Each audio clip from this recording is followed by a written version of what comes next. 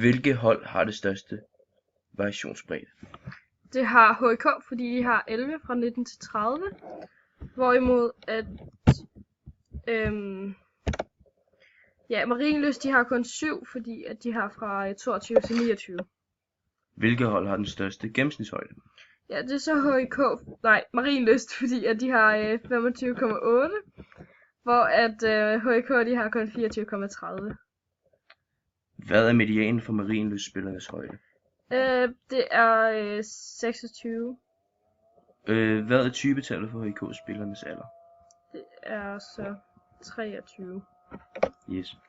Hvad kan gennemsnittet bruges til? Det kan bruges til at få et hurtigt overblik over spillernes alder, her i vores tilfælde. Hvad for et der er mest gennemsnit på. Og hvad fortæller medianen? Medianen, det betyder, at hvis du stiller det hele op i rækkefølge fra 1 til 10 for eksempel, så er medianen det 5. Så det er hvad for et tal, der er i midten. Og hvad fortæller typetallet? Typetallet er, hvad for et tal, der er flest i vores hyppighed. Og hvad kan et hyppighedsskema bruges til? Det kan bruges til at finde medianen, og det kan bruges til at få middeltallet og minimum og højde. Ja.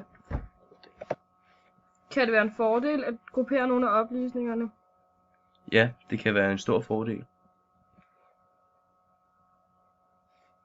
For at få det store overblik over holdene og medianen og så videre.